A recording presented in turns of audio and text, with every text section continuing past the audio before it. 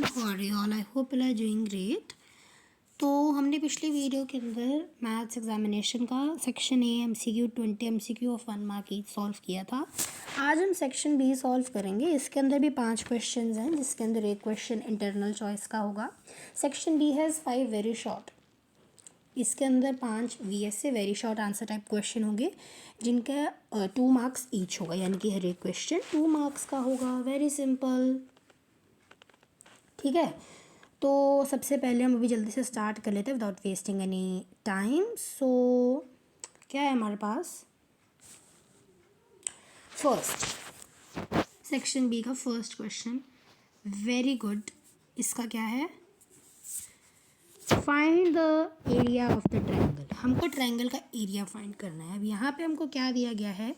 एक ट्राइंगल दिया हुआ है। इस ट्राइंगल को देखकर हमको पहली बात क्या पता चल रही है? इसके कॉर्नर पे ये सिंबल दिया हुआ है, इसका मतलब राइट एंगल ट्राइंगल। अच्छा, अब कई ओवर स्मार्ट बच्चे क्या करते हैं, यहाँ पे आउट ऑफ नो वेयर जब भी उनको ये राइट एंगल ट्राइंगल का साइन मिल गया तो वो पाइथागोरस थ्योरम लगाने लग जाते हैं। This is very wrong. Area पूछा गया है, ध्यान से देखो। अगर मैं इस ट्रायंगल को नाम दे दूँ ABC, ए पर ये राइट एंगल है।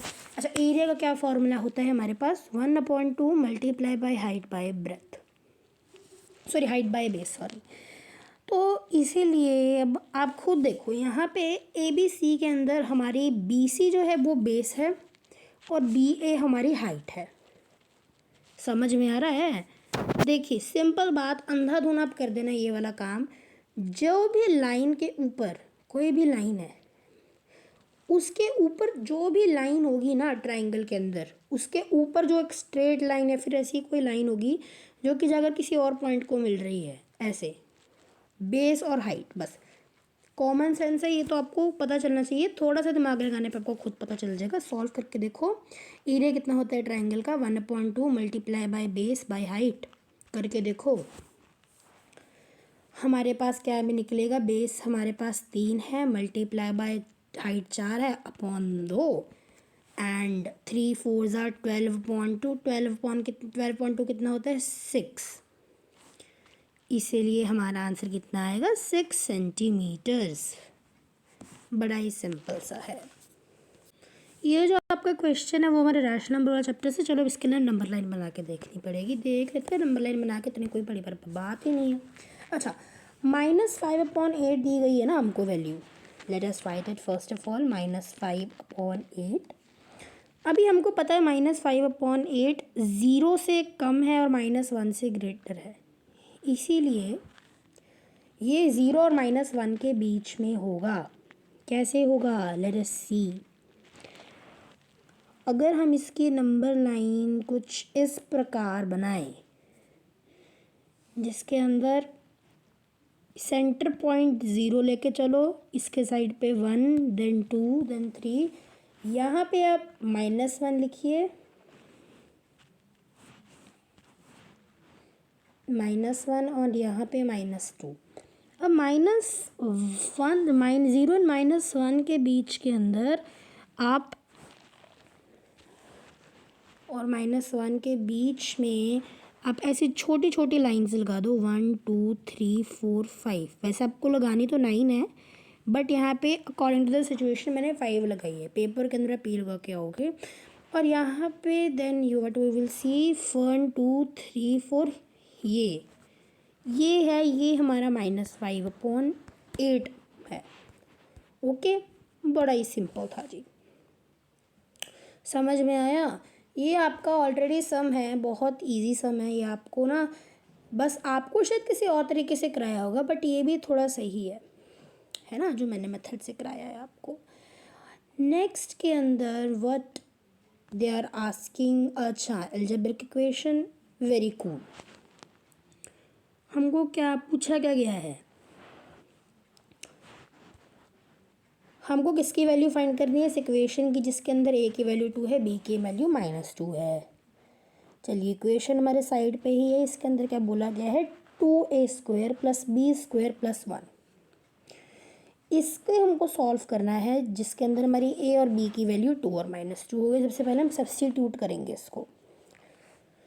सब्स्टिट्यूट वैल्यू करते हैं 2, ए की वैल्यू है 2, इसका स्क्वायर निकल जाएगा, प्लस बी -2 इसका स्क्वायर निकल जाएगा, +1। नेक्स्ट 2, अच्छा 2 2 ज़ा 4, इसलिए 2 4 -2 का स्क्वायर 4 +1। नेक्स्ट इसका आ जाएगा 8 + 4 + 1, आंसर स्मूथली 13 निकल रहा है। Very simple. अच्छा, अब हम इसके अंदर एक्सपोनेंशियल लॉ को भी यूज़ कर सकते हैं। एक्सपोनेंशियल लॉ के साथ भी इसके अंदर मेरे ख्याल से हमारे तो 3 एक्सपोनेंशियल लॉज लगेंगे। सबसे पहला a² = a × a, दूसरा होगा b² = b × b, ये नहीं, चलो ये तो सेम ही बात है ना हमारी, 2 एक्सपोनेंशियल। सबसे पहले के अंदर हमारा सब्सटीट्यूशन होगा a² = a × a, दूसरा हम क्या यूज़ कर सकते हैं, x² × y² = xy²। सब्सटीट्यूट करो सबसे पहले, 2a² + b² + 1 = 2 × 2 प्लस -2 × -2 प्लस 1, इसका बन जाएगा 2 4 + 4 + 1 8 + 4 + 1 13। सिंपल बात, आंसर हमारा 13 ही निकल रहा है। नेक्स्ट के अंदर हमारा इंटरनल चॉइस क्वेश्चन है, हम ये दोनों यूज़ करेंगे। सबसे पहले के अंदर हमको सिंपलीफाई दिया गया है। अच्छा, सिंपलीफाई के अंदर हम दोनों चीज़ों का यूज़ कर सकते हैं, एक्सपोनेंशियल लॉज और एक्सपेंशन। चलो मैं आपको 2-3 तरीक़ों से करवाता हूँ। सबसे पहला तो जो हमारा क्वेश्चन था, मेरे पास क्वेश्चन पेपर पड़ा हुआ है, इसमें से चलो देख लेते हैं क्या है। 3 × 7² × 8th power of 11 upon 21st × 11 का क्यूब।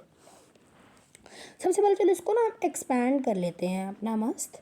3 × 7 × 7 मल्टीप्लाई बाय, अब मेरे को 8 11 डालने हैं। सबसे छोटा फॉन्ट सेलेक्ट कर लो, 1 2 3 4 1 2 3 4। तो पता नहीं क्यों स्क्रीन साइज़ बहुत ज़्यादा छोटा है। ऐसे करता हूँ, आप ना थोड़ा एडजस्ट कर लेना, मैं ना स्क्रीन को इन्वर्ट करके लिखता हूँ। हमारी इक्वेशन क्या थी, ऐसे लिखूँगा मैं, थोड़ा सा बच्चों आपको एडजस्टमेंट करनी पड़ेगी। 3 × 7 cube 7 square multiply by this multiply by 21 multiply by 11 cube. Equation note कर लो, ठीक है। इक्वेशन नोट करने के बाद अब इसको खोलते हैं। चलो 3 × 7 × 7 मल्टीप्लाई बाय 1 2 3 4 1 2 3 4 8 हो गए। अपॉन में हमारे पास 21 है, मल्टीप्लाई बाय 11 की पावर 3, सॉरी 11 की पावर 3 क्यों लिखे हुए, एक्सपैंड करके कर रहे हैं ना। 1 2 3 एक्सपेंशन करके सबसे पहला मेथड है, करके तो अब एक्सपैंड करके। चलिए सबसे पहला हमारे पास सिंपल है, इन तीनों 11 स्कोर को ज़रा मैं ना दूसरा फ़ॉन्ट कलर कर दूँ ताकि आपको अच्छे से विजिबिलिटी हो।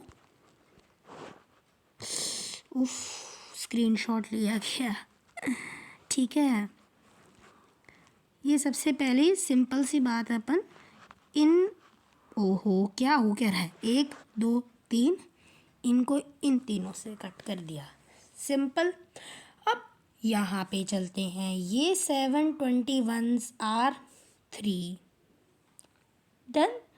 7 के टेबल पे 21 3 पे जाता है और ये 3 को हम इस 3 से कट कर दिया। अब हमारा सारा डिनोमिनेटर वाला पार्ट कैंसिल हो चुका है। अगर आप चाहते तो मैं आपको एक बार फिर से करके दिखा देता हूँ।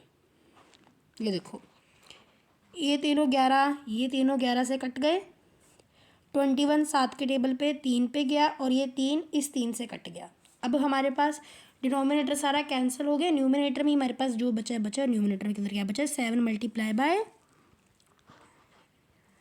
7 मल्टीप्लाई बाय हमारे पास बचा है 5, 1 2 3 4। अब अगर आप ऐसे छोड़ कर आओगे थोड़ा इनफॉर्मल हो जाएगा। अब हमारा फाइनल आंसर क्या निकल रहा है, 7 multiply by 5th power of 11। ये हमारा फाइनल आंसर आ रहा है एक्सपेंशन वाले तरीके से, 7 multiply by 5th power of 11। उफ यार, एक तो बड़ी प्रॉब्लम आ रही है आजकल हैंडलिंग में। नेक्स्ट अब हम सभी तरीक़ों से सॉल्व करने की कोशिश करेंगे। अब नेक्स्ट हम न्यूमिनेटर और डिनोमिनेटर को ऐसे करते हैं, एक बार इंडिविजुअली सॉल्व करने की कोशिश करते हैं। देखो मैं आपको हर एक तरीके से आंसर निकालने की कोशिश कर रहा था कि जिस मेथड से आपको समझ आ जाए उतना ठीक है। सबसे पहले हम न्यूमिनेटर और डिनोमिनेटर को सेपरेटली करते हैं। न्यूमिनेटर के अंदर हमारे क्या दिया गया था, 3 मल्टीप्लाई बाय 7 की पावर 2 मल्टीप्लाई बाय 11 की पावर 8। इसका क्या मतलब है, 7 मल्टीप्लाई बाय 7 7 ज़ा 49 मल्टीप्लाई बाय 11 की पावर 8। एंड ये हमारे न्यूमिनेटर में निकल रहा है। डिनोमिनेटर को जब हम करें तो डिनोमिनेटर के अंदर हमको क्या दिया हुआ है,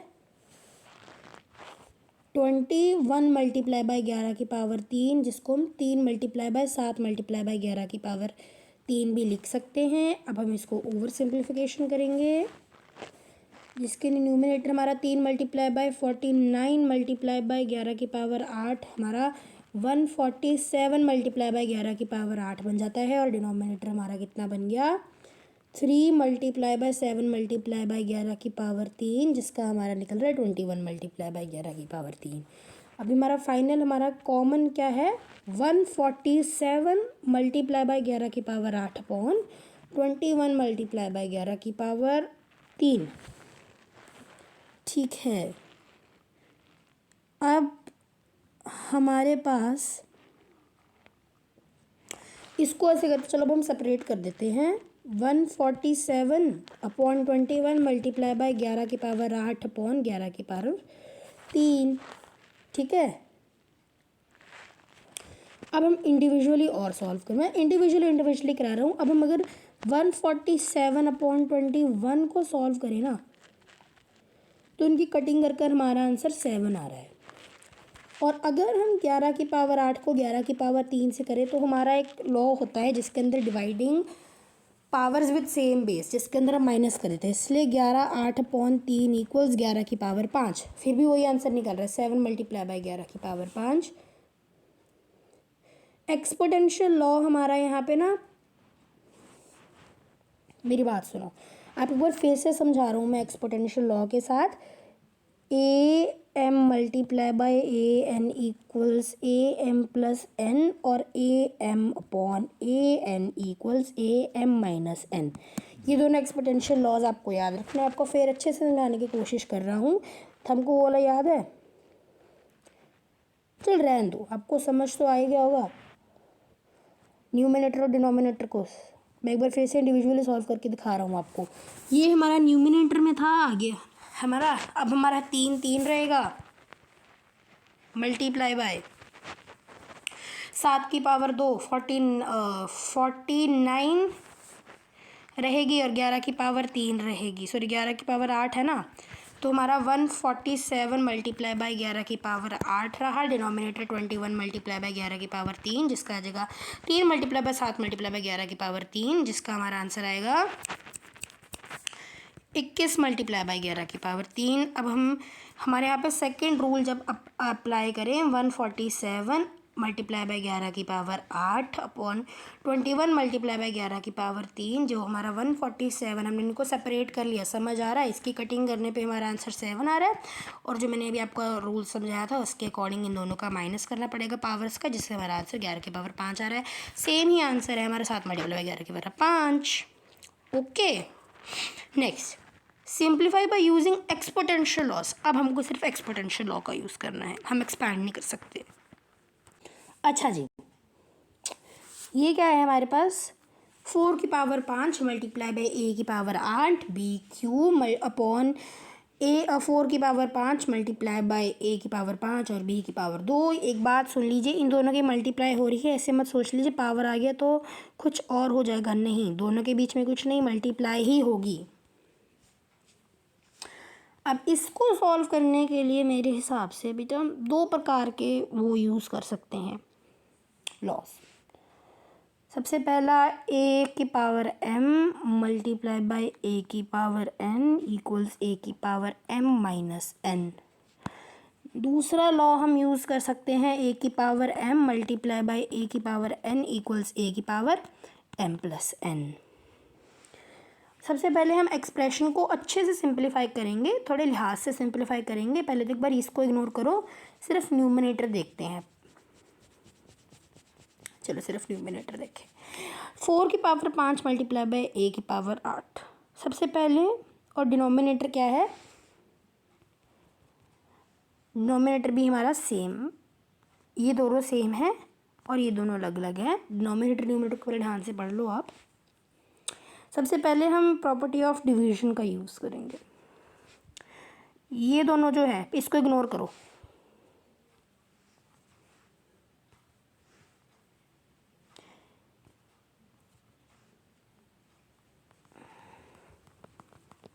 सिर्फ इसको देखो, ठीक है। 4 की पावर 5 बॉन 4 की पावर 5। अच्छा, अब यहाँ पर बेस भी सेम है और हमारा वो भी सेम है। अरे यार रहने दो, पर हमरो है ना।